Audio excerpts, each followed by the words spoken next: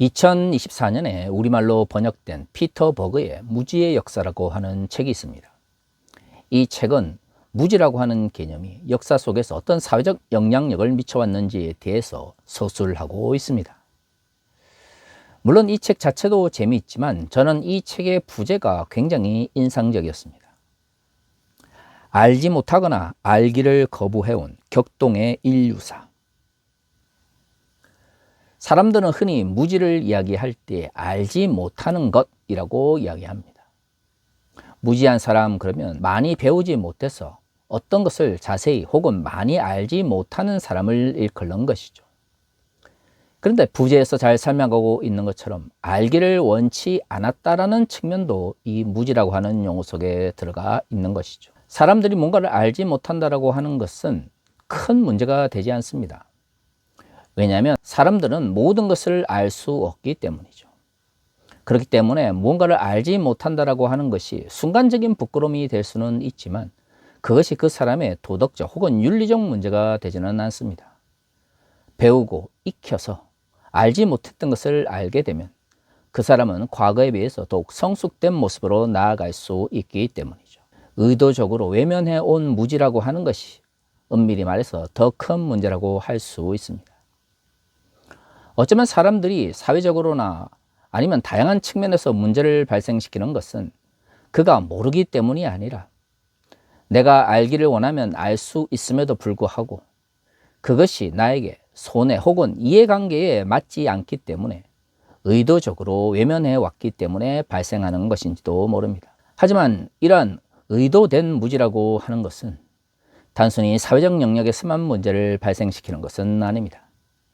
종교적 영역에서도 우리는 하나님의 뜻을 알기를 원하지만 어차피 인간이 가지고 있는 지식은 한계가 있기 때문에 모든 것을 알 수가 없는 것이죠. 그렇기 때문에 종교적 가르침이든 아니면 삶의 문제든 무언가를 알지 못했다라고 하는 그 자체가 부끄러움이거나 문제가 될 수는 없습니다. 내가 아는 만큼만 실천하고 내가 아는 만큼 말하며 내가 아는 만큼 하나님의 나라를 위하여 달려간다면 비록 그가 많은 지식을 가지고 있지 않다 할지라도 하나님께서 그 사람의 최선을 받으실 것이기 때문입니다. 문제는 내가 노력을 하고 내가 시도를 하면 알 수 있음에도 불구하고 그것을 나의 신앙과 관계없이 나의 이해관계나 이권의 문제로 인하여 혹은 도덕적인 측면에서의 양심의 가책을 피하기 위해서 의도적으로 모른 채 했다라고 하는 것이 더 큰 문제가 되는 것이죠. 과거 한국교를 돌이켜보면 이러한 의도된 무지에 있어서 가장 심각한 것은 결국 경제윤리의 문제라고 생각해 볼 수가 있습니다. 일반적인 시민들은 그저 자신들의 살아가는 사적 영역이나 혹은 경제적 영역에서 적어도 자신의 영향력을 발휘하는 대로 만족하면서 살아갑니다. 그렇기 때문에 과거 한국교회에서는 이러한 정치적 윤리나 공적 영역에서의 그리스도의 행위에 대해서 관심이 없었던 것이죠. 물론 저는 정치신학을 전공했기 때문에 기독교 정치윤리에 매우 관심이 많습니다. 그리고 과거 한국교회가 이러한 기독교 정치윤리 문제에 대해서 의도적으로 무시하거나 외면해 왔기 때문에 오늘날 한국교회에서 극우 기독교 문제가 더욱 심화되었다고 생각을 합니다. 하지만 모든 이들이 정치적 참여를 할 수도 없기 때문에 기독교 정치윤리라고 하는 것이 매우 중요함에도 불구하고 우리의 삶에 있어서 가장 직접적이면서 우선적인 윤리는 경제윤리라고 생각을 합니다. 그런데 말이죠, 과거 한국교회에서 과연 그리스도인의 경제윤리에 대해서 얼마나 많은 신학적 담론과 혹은 공론을 형성해 왔을까요? 제가 보기에는 거의 이러한 문제에 대해서 관심이 없었던 것 같습니다. 90년대 후반 들어서 비교적 진보적인 기독교 운동을 했던 이들 가운데서 이러한 문제에 대해서 관심을 가지기 시작했지만 그것이 대중화되지는 못했던 것이죠.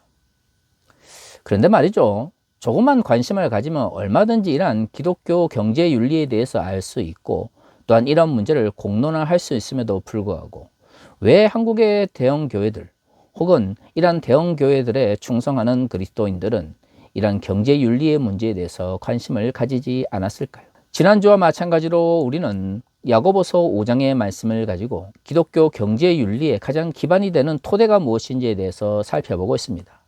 오늘은 바로 그 두 번째 이야기인 것이죠. 지난주에 말씀드린 것처럼 그리스도인들은 돈을 많이 벌었다라는 데 집중할 것이 아니라 그 돈을 버는 과정이 얼마만큼 정당했는지, 그리고 내가 다른 사람의 노동에 대해서 올바른 대가를 지불했는지에 대해서 깊이 있게 생각해야 된다고 말씀을 드렸습니다. 오늘 우리가 읽은 본문의 말씀은 그러한 말씀과 연관성 속에서 강조되고 있는 것이죠. 5절과 6절은 이렇게 이야기합니다. 너희가 땅에서 삭취하고 방종하여 살육의 날에 너희 마음을 살찌게 하였도다. 너희는 의인을 정죄하고 죽였으나 그는 너희에게 대항하지 아니하였느니라.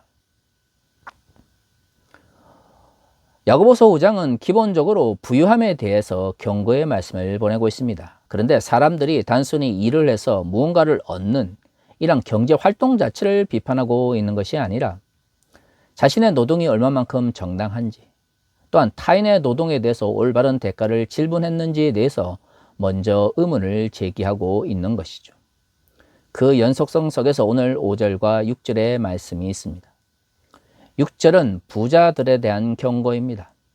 단순히 돈을 많이 가지고 있기 때문에 경고를 받은 것이 아니라 그들이 그들의 부를 사치와 방종을 위하여 사용했다는 점에서 5절은 경고의 말씀을 보내고 있는 것이죠.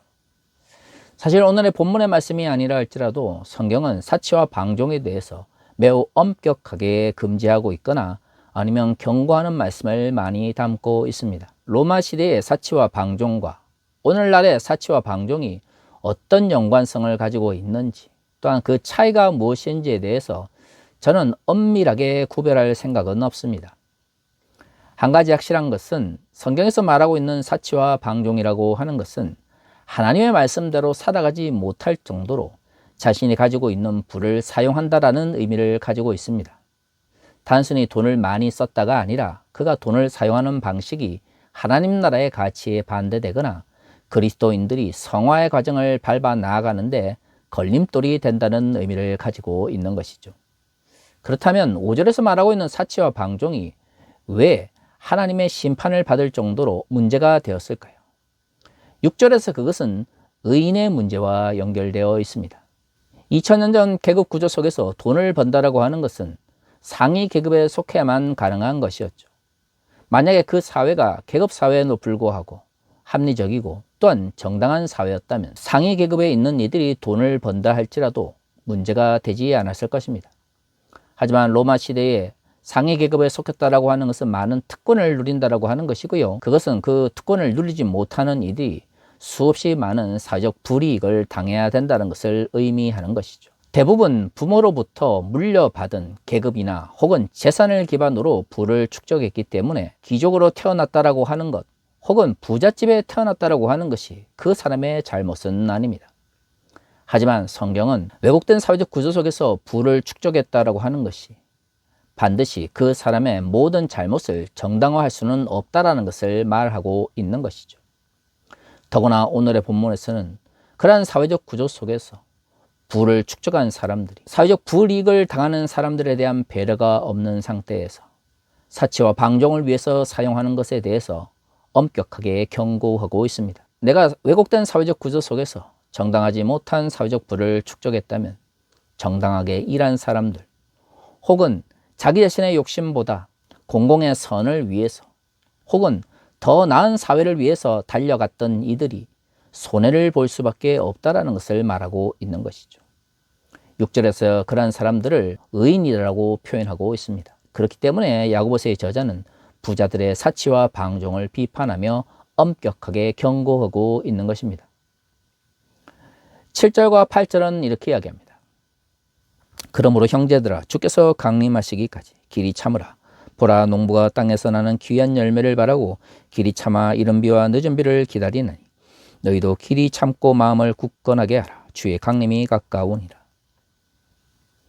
그리스도인들은 이러한 불의한 사회 속에서 의인처럼 손해를 보고 핍박을 받음에도 불구하고 오늘 야고보서의 저자는 길이 참을 것을 이야기합니다. 그런데 여기서 우리가 생각해야 되는 것은 여기서 말하는 길이 참는다고 하는 것이 불의를 외면하면서, 아니 불의와 타협하면서 적당하게 살아가라라는 의미가 아니라고 하는 것이죠. 부자들의 사치와 방종에 대해서 경고를 했다라고 하는 것은 그리스도인들은 핍박받고 억압받고 있는 의인들처럼 살아가야 된다는 것을 의미하는 것입니다. 7절과 8절을 잘 살펴보면 의인의 삶을 살아가지 않는 이들에 대해서 예수 그리스도의 강림이 가까웠다라고 말하고 있는 것이죠. 나중에 9절과 10절을 읽어보면 이 예수 그리스도의 강림은 하나님의 심판과 연결되어 있다는 것을 알 수가 있습니다. 결국 그리스도인들이 부자로서 방종과 사치에 물들지 않기 위해서는 왜곡된 삶이 하나님의 심판의 대상이라고 하는 것을 기억해야 된다는 것을 말하고 있는 것이죠. 그래서 6절에서 그리스도인들은 의인처럼 고난을 받더라도 그것을 묵묵하게 견뎌 나가야 한다는 것을 의미합니다. 왜곡된 사회 구조 속에서 그리스도인들이 적당히 타협하면서 그저 침묵하면서 이권을 누리라라는 의미가 아니라 비록 핍박받고 어려움을 겪는다 할지라도 의인처럼 하나님의 말씀을 묵묵하게 실천해 나아가야 된다라는 의미가 표현되고 있는 것이죠. 그런데 말이죠, 부자들이 부를 축적하면서 사치와 방종을 누릴 때 보통 사회적으로는 두 가지 현상이 일어납니다. 내가 의로운 사람들의 올바른 대가를 뺏어왔다라고 하는 양심의 가책을 누리는 이들과 그렇지 않은 이들인 것이죠. 보통 전자의 사람들은 자신이 그 부를 사용하면서도 수없이 많은 고민과 성찰을 가지게 됩니다. 사치와 방종으로부터는 거리가 멀어지게 되는 것이죠. 왜냐하면 그는 알고 있습니다. 자신의 부라고 하는 것이 사회적 왜곡 속에서 다른 사람의 것을 착취하거나 아니면 마땅히 돌아가야 될 것을 자신이 뺏어왔다는 것을 말이죠. 그러한 생각을 가지고 있는 사람들은 함부로 자신의 부를 사치와 방종을 위해서 사용하지 않습니다. 자신의 부를 사치와 방종에 사용하는 사람들은 자신의 부가 정당하고 그리고 자신은 마땅히 이것을 사용할 가치 혹은 의미가 있는 사람이다라고 생각하기 때문인 것이죠. 이럴 때 왜곡된 사회적 구조가 있음에도 불구하고 왜 그런 생각을 가지게 되겠습니까? 그렇습니다. 그러한 잘못된 사회적 현상을 의도적으로 외면하기 때문인 것이죠. 내가 알고 싶어 하지 않는 왜곡된 마음이 있기 때문에 무지의 단계에 들어가게 되는 것입니다. 의도된 무지. 그것이 나의 이해관계에 전혀 도움이 되지 않거나 혹은 나의 도덕적인 양심에 무거운 짐을 안기게 될 때 의도적으로 그것을 외면하려고 하기 때문에 그러한 문제들이 발생하는 것입니다. 이런 측면에서 부자들이 자신의 부를 방종과 사치를 위하여 사용한다라고 하는 것은 의도된 무지의 문제와 전혀 무관할 수가 없는 것이죠. 그런데 문제는 이것이 2000년 전 야고보서 공동체에서만 발생했던 것은 아니라는 점입니다. 과거 한국교회를 돌아보면 한국교회가 급속하게 성장하는 가운데서 헌금의 문제나 기독교 경제윤리에 대해서 외면해 왔던 부끄러운 과거가 있었습니다. 정말로 과거의 한국교회, 특히 근본주의적인 대형 교회들은 한국 사회의 왜곡된 경제 구조 속에서 부를 축적할 수밖에 없다는 것을 몰랐을까요? 한국에서 재벌이 되고 또한 대기업을 이뤘던 이들은 대부분 군사 독재와 결탁한 상태에서 많은 이권을 누리면서 성장을 해왔습니다. 한국의 대기업들 중에서 경제 논리로만 성장해왔던 기업 집단은 거의 존재하지 않는 것이죠.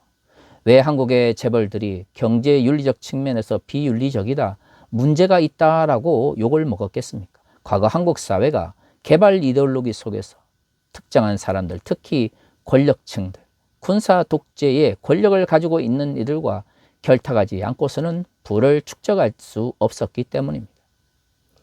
그런데 한국 교회는 이러한 문제에 대해서는 전혀 언급하지 않았습니다. 특히 번영신학을 적극적으로 받아들였던 한국 교회 혹은 근본주의 교회들은 급속하게 성장하면서 대형교회, 초대형 교회를 이루었습니다.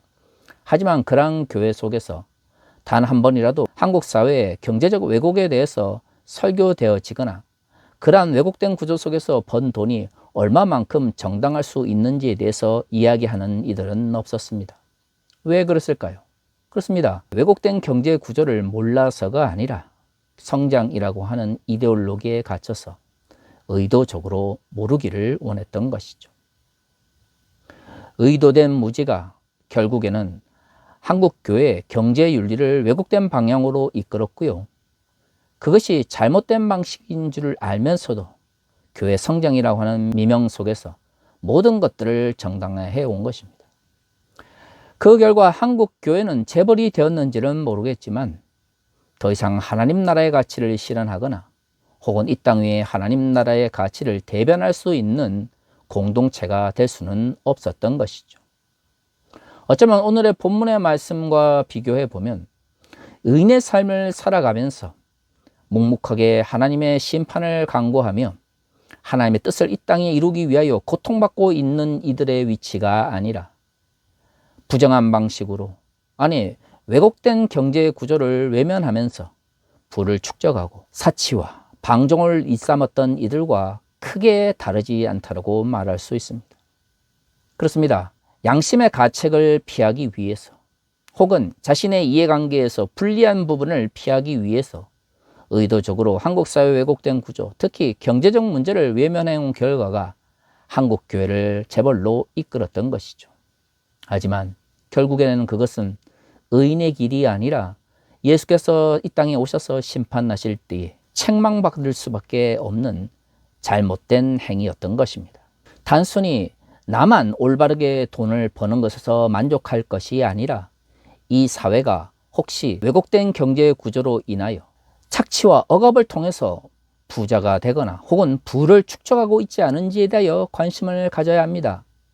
의도된 무지를 인해서 그것을 외면한다면 결국 그 잘못에 동참하면서 그저 돈을 위해서 존재하는 공동체로 한국교회가 전락할 것이기 때문입니다. 사랑하는 성도 여러분, 21세기 한국교회가 시민사회 영역으로부터 엄청난 비난에 직면해 있습니다. 다양한 문제에 직면해 있는데요. 그 중에서도 헌금과 관련되어 있는 경제윤리의 왜곡이 가장 심각하다고 말할 수 있는 것이죠. 왜 그럴까요? 그렇습니다. 사회가 잘못되어 가고 있고 경제가 왜곡되었다는 것을 알고 있음에도 불구하고 의도적으로 그것을 외면하면서 부를 축적하며 사치와 방종을 위해서 사용하였던 과거 한국교회의 잘못된 전통과 악습이 여전히 우리 시대에도 남아있기 때문입니다. 지금이라도 그러한 잘못된 경제윤리를 버리고 교회가 돈을 위해서 혹은 이해관계를 위해서 하나님 나라의 가치를 내버리는 왜곡된, 잘못된, 죄악된 행위들을 지금이라도 벗어버려야 합니다. 그것이야말로 한국교회가 새롭게 하나님 나라를 위한 공동체로 거듭날 수 있는 길입니다. 다 같이 기도하겠습니다.